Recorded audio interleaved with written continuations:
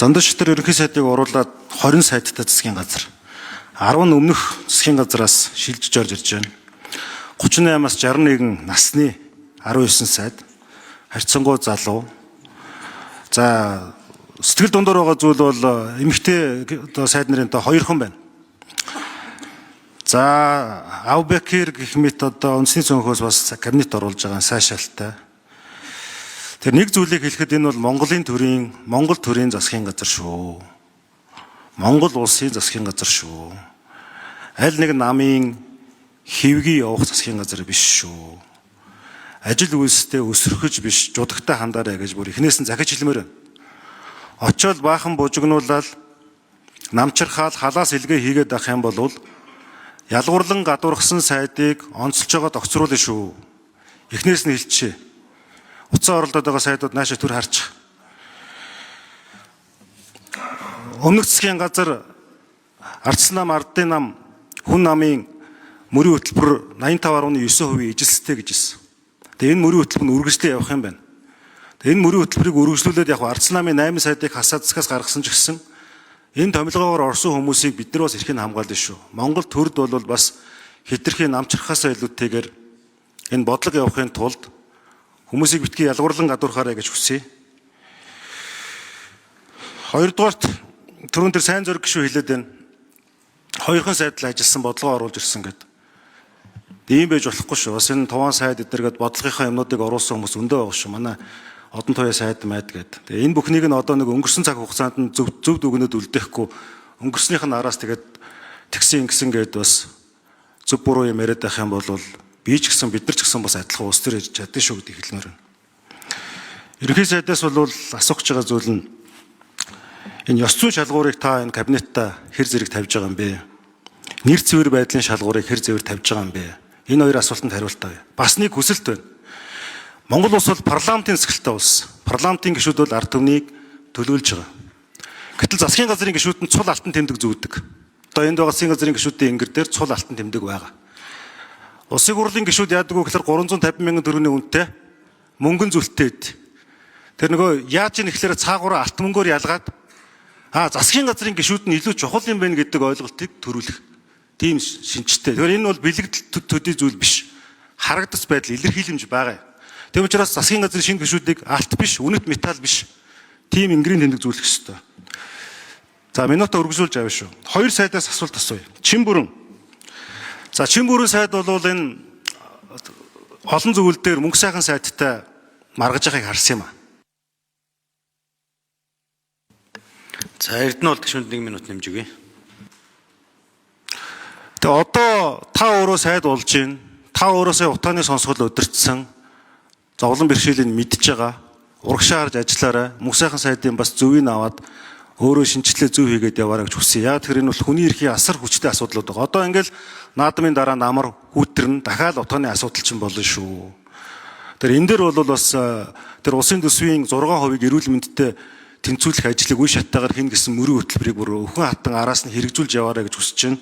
Энэ дээр та ямар сэтгэл үнэмшилтэй байна? Хоёрдугаарт Мөнхбаатар сайд хүний эрхтэй холбоотой асуудлууд, багц хуулийн асуудлууд энэ жил хүний эрхийн үндэсний 2 дугаар хөтөлбөр орж ирэх гээд маш олон асуудлуудыг Алтан гэрээ сайд оруулсан. Энэ дээр та энэ бодлогын одоо залгамж холбоог яаж авч явах вэ гэсэн асуултанд хариулт авъя. Тэгээд эцэст нь хэлэхэд бол сая улс ингээ харагдаж байна лээ. Ерөнхий сайд санал тавьсан учраас л би орж ийн гэсэн жүжиг хэрэггүй улсын төлөө хүчин зүтгэж ажиллаарай. Бүгдэнд нь амжилт хүсье. 3 хариулт авъя. За Чимбэрэн гишүү хариулт өгье. За Эрдэнэ гишүүний асуултанд хариулъя. Ерөн эрүүл мэндийн салбартаа бид зарцуулах энэ төсвөө дотоодын нийт бүтээгдэхүүнийхээ 6% аваачих бол одоо туйлын том зорилго байх ёстой. Энэ дээр бас одоо их хурлын гишүүд та бүгдийн одоо бүрэн ирэх байгаа. Төсөв батлах энэ юун дээр бас одоо дэмжиж ажиллахыг хүсэж байна. За ерөн бас нэг бид байгаа төсөв мөнгөө яаж зөв зарцуулах вэ гэдэг бас асуудал яригдах ёстой. Өнгөрсөн парламент баталсан нэг чухал хууль бол нийгмийн эрүүл мэндийн тусламжийн тухай хууль. Өнөөдөр Улаанбуурхан даргалт их өндөр байгаа. 6 хүүхдээ амнаас ирссэн байгаа. Энэ болгоны цаана энэ даатгуулагчдын мөнгө биш төрөөс гарах ёстой санхүүжилт байх ёстой. Тийм учраас энэ засгийн газарт орвол кабинетийн зарчмаараа ажиллаж ерөнхий сайд болон сангийн сайдуудтай бас энэ асуудлаар нэлээдгүй ярьж хэдүүлээ. Халдварт өвчнөд даатгалын сангаас биш улсын төсвөөс гарч имчилдэг байх, халдварт өвчин судлалын үндэсний төв гүйцэтгэлийн санхүүжилтээр явдаггүй байх, энэ тогтолцоог би хамгийн түрүүнд танилцуулна л гэж бодож байгаа. Ингэж бид одоо зөв олон нийтийг хамарсан өвчнөд зөв тэмцдэг энэ тогтолцоог бүрдүүлж чадвал энэ зөв зүйтэй зүйл болно гэж харж байгаа. Тийм учраас одоо байгаа нөөцийг яаж зөв зарцуулах вэ гэдэг бол одоо бас л их том шатрын нүүдэл болно л гэж харж байна. За тавгийн Мөнхбаатар гэх шүү. Асуултанд хариулъя. За Эрдэнэт гишүүний асуултанд хариулъя. За ер нь иргэдийн эвлэлд нэгдэх, үзэл бодлоо илэрхийлэх, за энэ одоо арчилсан нийгмийн одоо үндэс байгаа. Энэ эрхийг баталгаажуулахад бол төрийн оролцоо бас их чухал байдаг. Энэ үднээс төрийн өөрийнхөө бодлогоо гаргаж хүний хэрэгжилтийг хангах түүний зохион байгуулах үүрэгтэй. Өмнө нь бол хүний эрхийн үндэсний хөтөлбөр гэж одоо баталгаа гаргасан.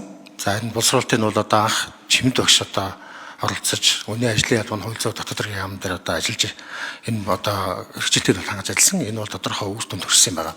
За үүнийг одоо энэ хөтөлбөр дээрээ үндэслээд одоо хүний эрхийн үндэсний хөтөлбөр хоёрыг бол одоо батлан гаргах шаардлагатай.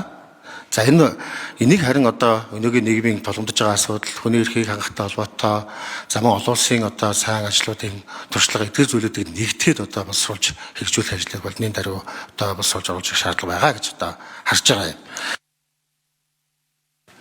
За гүйцэж хариулъя. За хүний эрхийг одоо зөрчилдөхөөс урьдчилан сэргийлэх чиглэлээр нь одоо бас одоо тодорхой ажлуудыг хийх шаардлага байгаа. За түүнээс гадна нэгэнд одоо хөндөгдсөн гэдэг юм зөрчилсөн эрхийг сэргээх асуудлыг бол одоо бодлогыг нь тодорхой болгож энэ чиглэлээр одоо ажиллах шаардлага байна гэж би харж байгаа. За энэ чиглэлээр одоо нэг дутагдaltaй байдаг зүйл бол одоо хууль зүйн тусалцсан авах асуудлыг бол бас нэлээд бид өргөн хүрээнд авч үздэг. Их зүйн боловсрол олгох энэ чиглэлээр бас нэлээд одоо цогц аргамж авах шаардлага байгаа гэж харж байгаагаа тандалъя. За ерөнхий сайд хариулт өгье. Эрдэнэт гишүүний асуултанд. За Сүхбаатар Эрдэнэт гишүүний асуултанд хариулъя. За засгийн газрын гишүүд сайд нарт ёс зүйн хариуцлагын талаар ер нь өндөр шаардлага тавьж ажиллана гэж бодож байгаа. Энэ төрийн албаагчийн ёс зүйн тухай хуулийг би бас санаачилж хэрэглэх газрын дараагаар ажиллаж явах үеэсээ бас боловсруулж хэлэлцүүлж улсын хурлаар баталсан. За энэ хуулийн дагуу зүгээр би шаардлага тавиад авах биш. Засгийн газрын дэргэд ёс зүйн хороо ажиллах ёстой юм. Ёс зүйн хороо бол төрийн албаагчдын төдийгүй бүх сайд нарын ёс зүйн зөрчил үйл ажиллагаанд хяналт тавих үүрэгтэй. Гарсан гомдол саналыг шийдвэрлэх, ёс зүйн зөрчлөөс урьдчилан сэргийлэх юм зохицуул ажиллагаа хэрэгжүүлэхээр тусгацсан. За энэгээ дагаад засгийн газрын дэргэдэх ёс зүйн хорооны салбарууд нь төрийн албаны төв байгууллага бүр дээр буюу яамд дээр орон нутагт ч гэсэн байх ёстой. Тэгэхээр нэг авилгагүй. За ерөнхий сайд гүйцэж хариулъя. Тэгэхээр ер нь авилгагүй нийгэм ил тод байдал одоо хариуцлагатай байдал гэдэг бол эцсийн дүндээ ёс зүйгээс эхлэх ёстой. Нийгмийн ёс зүйн хэм хэмжээ алдагдсан учраас л энийг захгүй төр төдөх итгэл суларч, төрийн нэр хүн дунж, төр ард түмний хэлхээ холбоо харилцан итгэл суларч байгаа бол ёс зүйгээс эхлэх ёстой. Одоо ёс зүй сайтай бол тэр альва авилга хэлэх бол альва зөрчилж гисэн багсдаг юм жамтай. Ийм учраас энэ төрийн албаны ёс зүйн тухай хуулийг санаачилж батлуулсан. Энэ хуулийн хэрэгжилтийг хангаж ажиллана. За ер нь бүх нийт сайд засгийн газрын гишүүдэд хандж хэлэхэд энэ цаг мөчөөс эхлээд ашиг сонирхлын зөрчлөөс ангид нэгдүгээр хагцгүй улс орны эрх чигийг тавьж, хоёрдугаар салбарынхаа эрх чигийг тавьж, тэр хувийн эрх шиг бизнес центр бол 20 30 100 дугаар одоо байхгүй байх хэвээр ийм зарчим тавьж ажиллана. Ингэжээж ард олонныхоо итгэлийг олдно. Үүний тулд ил тод байдлын бүх сайд нарын үйл ажиллагаа өмс зүйс үрдэл ил тод байх хэвээр.